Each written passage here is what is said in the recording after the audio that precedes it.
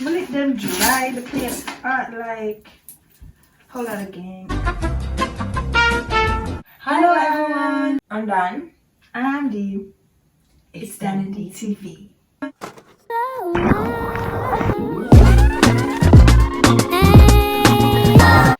So today, as you can see by the title, we'll be having a little tea time, chit chat, girl talk, or unpopular opinion, whatever. We posted something on Instagram and WhatsApp. We got a few responses, so to be honest, she got responses. People don't interact with me. Just thought I'd throw that out there. I'd say they are doable. It just depends on how badly you want the relationship. So I'd say if it's a committed relationship, I don't know, you just have to do what you have to do. Just bear in mind that it's for a season, so it won't be forever. Or pack up the things and go with them wherever they wherever they're going. Like, the circumstances of a long distance relationship may vary, so I don't know. Is it a case where y'all have been together and you guys are now being separated due to distance, whatever, or is it somebody you know that's overseas and you guys have been talking, FaceTiming, and y'all want to try a relationship? Then I don't know. As she said, like, it's for a season. By all means, if you really see the potential with the relationship, I'd say you can try, but personally I don't think I would want to do that. I want to be able to see my partner when I want to. It really just depends on you and your love language. My number one love language is quality time, but you know, moments on the phone could be considered quality time, but I don't like that quality time. I like in-person quality time. So a long distance relationship would not be ideal for me unless we are married or in a courtship and they go away for some time. Then just have to do what I have to do. Red flags in relationships. Did it get hotter in here? I don't know. All I can say and advise you is do not ignore those red flags. A lot of people like to see them red flags and they see amber, they see green, they see everything but red.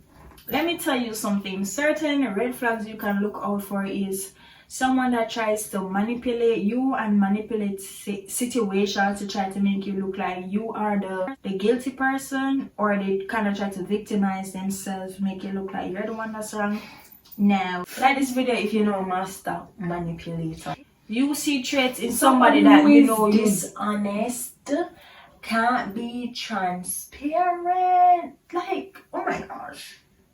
Let me tell you, a little red flag in a relationship sometimes. This may be controversial. When a girl message you, believe her. Your partner not wanting to post you. A lot of people have different schools of thought, and that they're like, I just don't post much. I don't use social media that much.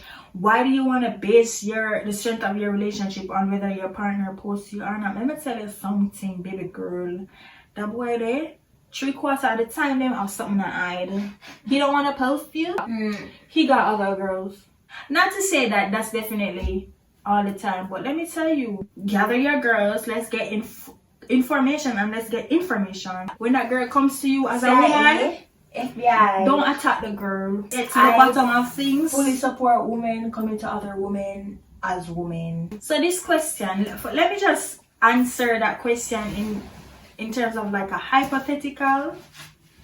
If I did happen to have two men, I'd probably end up going with the one that I like the most. So in reality, I would not be in that situation. That's crazy. Yeah, I would not be. That's how you get to the point to two partners propose to somebody. Right? This person, if you're not quite there yet. Unless you are into polygamy. And therefore, it wouldn't be a side man. It would just be like, yeah, man number two, you know, wife or sister, brother, husband. I think honesty is the best policy. You know what I think? I do not condone cheating, but the thing is, stand by your actions. I'm not saying be wrong and strong here, but if you are doing something, you should be able to speak about it. Like all these men saying them is gallus or whatever.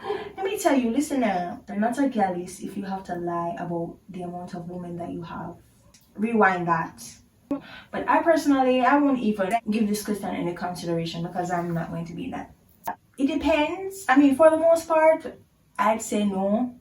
What does it depend on? Girl, we're gonna get to that. But I fully believe in paying for your own stuff. Yeah.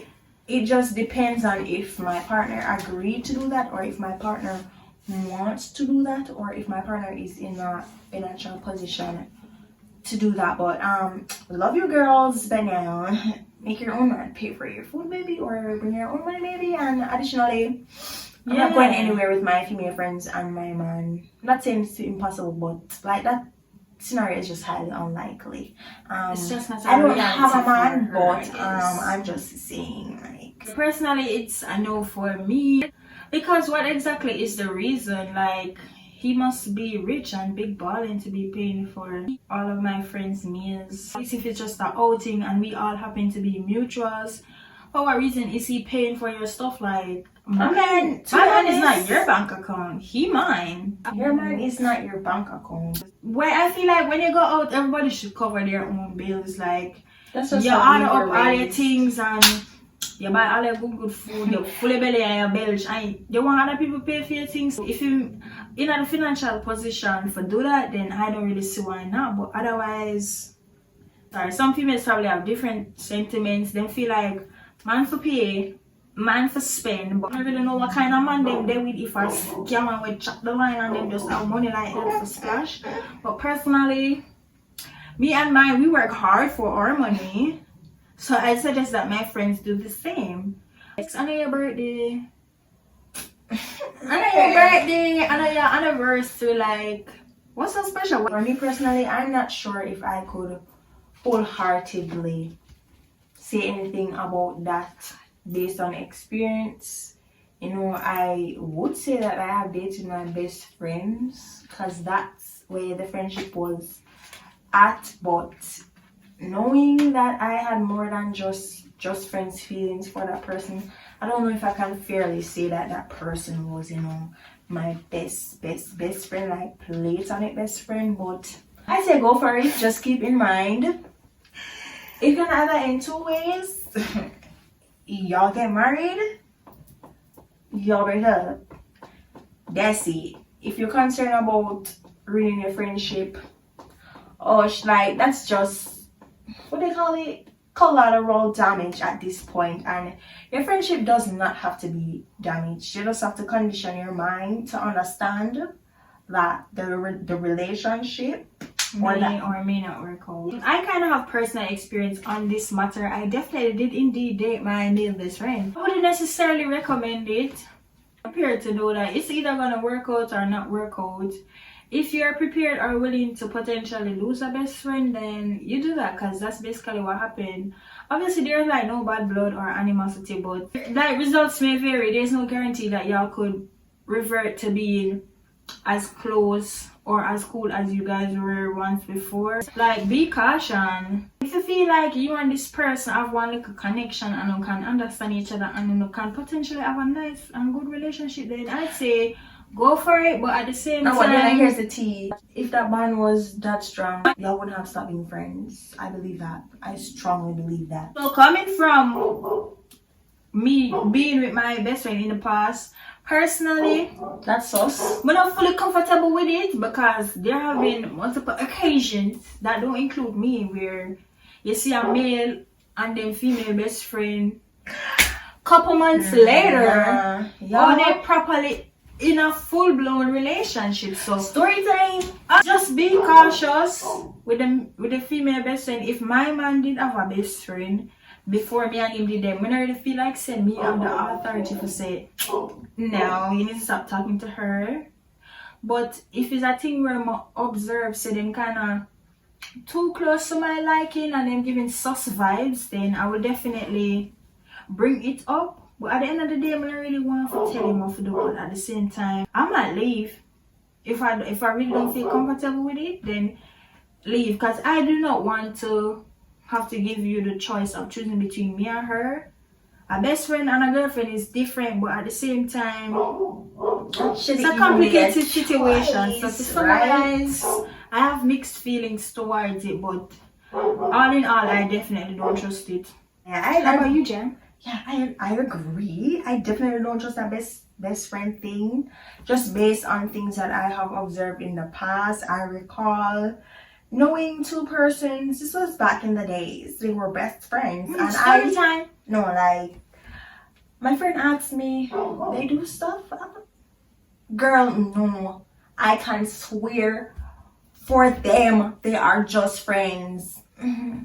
Guess what? They was not just friends. They was doing stuff. I definitely don't trust that, but it's okay. It just depends on the nature of the relationship, honestly. I personally would probably be jealous or something. But truthfully, that's probably an insecurity of yours and something that you need to work out. But for the other party or for your significant other and the best friend, so long as they both are able to keep healthy boundaries and do not cross them, it should not be a problem. Like, stand in your security, baby girl. You know, certain topics we don't necessarily have experience on. I can't really speak on that, but you know I'm gonna come with the cost. So personally, I feel like You can make me. Yeah. Like, I don't think the sex should be your main concern. Not saying that it's not important, but the sex is what was killing you, baby. That relationship, yeah, probably needed to go. That's all I have to say on that. I understand that a lot of people tend to base the value of their relationship based on the amount of sex. pleasure they receive sexually, but Guys, I mean, that shouldn't be the only determining factor. But at the end of the day, this is your relationship and you'll be with this person for years to come. So if you're not fully satisfied, then probably just find somebody else. I understand. That a lot of persons don't go into relationships for intended to marriage. Oh, Excuse my grammar. If y'all be getting into relationships for the smacks and you don't like it, then find somebody else. I, of course, definitely implore you all to abstain, but at the same time, I understand that not everyone is going to do that. So, yes, I definitely feel like compatibility is extremely important in a relationship. That was the question? No, but let's put it on. Your differences will begin to create a rift, and let me tell you all, I know everything about that. Your differences will start to create problems in the relationship and ultimately cause it to fail if you are no longer willing to compromise. So, while I must admit having compatible traits is of the utmost importance, it doesn't necessarily matter if you are willing to compromise and accept your differences and work your way around. Guys, one important thing to consider is a relationship. It isn't about yourself. It isn't about what you can get. I know this. If you enter a relationship thinking about all the things that you're gonna get, you're gonna go down. So step into a relationship thinking about what you can provide the person. Granted, your partner is supposed to be thinking the same thing. So if he trying to please you and you're trying to please him, what you think will happen? Success. Thank you. Next, as compatibility is very important. Like, I am a victim. Laughing about it, but it hurts. It hurts. Smile through the pain. Smile through the pain. Smile through the pain. Like, it's been 5 months, 3 weeks, and 2 days since I kissed his lips. Compatibility is very important because it is going to constantly cause issues, and if both parties are trying to see who's right and who's wrong and not approaching the problem saying like, how can we fix this, instead of trying to find out who is right and who is wrong, it's not gonna work. How long should the talking stage be? 2 years. Wait, what? I personally think that the talking stage should be as long as possible. It would be dating. I don't know what dating even is, but you guys do activities together. Y'all see each other in different scenarios. You see how the person responds to being in these various scenarios, and you can use that information to assess whether or not they'll be a suitable partner. You know, the more time you spend doing that, the more information you have to decide on the viability of the relationship. Like, speaking from experiences, sometimes the feelings wall you and you can't hold it no more, and we're just off of it. Alright. Yeah. Personally, I feel like there shouldn't necessarily be a number, but at the same time, I think that your talking stage should be long enough to where you guys feel like you have a general or decent understanding of each other. The length of time that takes may vary, because it's a case where maybe you see each other every single day and you have every single day to get to know each other, in comparison to if you get to see this person once every 2 weeks, then it probably might take longer for you to get to really know that person. So yeah, just until you feel like you know the person. Also, I must say that it's extremely important for you to develop a friendship with this person before you guys enter a relationship, because people tend to rush them, meet them 3 weeks along, say no man, I like that boy and nice, a good day. And then 3 months down the line on the left because you never took the time to find out if you guys were compatible. You know, should women ask men to be their boyfriend, or should men ask the girl to be their boyfriend? No. Ladies, no. No, because if you wouldn't propose to a man, don't ask him to be his girlfriend. No, that is just not what we do around here. I don't know where you're from, but we don't do that around here. So here's the thing. If he wanted to, he would. Say it with me, ladies. If he wanted to, he would. So but if she wanted to, she would. If we have to wait 2 years for him ask for being girlfriend, we have to wait the 2 years, because what's gonna happen is, let me tell you this. Okay, this is where I went wrong in the past. You over assume and you think, oh, y'all in a relationship and he ain't never asked you that, and then there is this confusion, like y'all think you guys are at a certain level and he's like, oh, we just chilling, we ain't together. No, you don't necessarily have to ask him to be his girlfriend, but bring the conversation up. Me personally, I guess it's just from experience. I don't think I'd ask anybody to be my man's. I feel like the male is a person who should seek the female. That's just tradition, my opinion. If you're into that kind of stuff and you want to ask him, go ahead. Some men probably like a woman who takes initiative, but you know what though? As for me and my house, we're not gonna do it. Yeah, I must admit, ladies, you can shoot your shot by initiating a conversation with this person by getting to know them, but at the same time, it's not the same as asking them to be a man. Well, you can message the man first if you see him on the internet and you like him, but until you start invite him out, don't ask him to be in a relationship. And we pause for an intermission because it's high.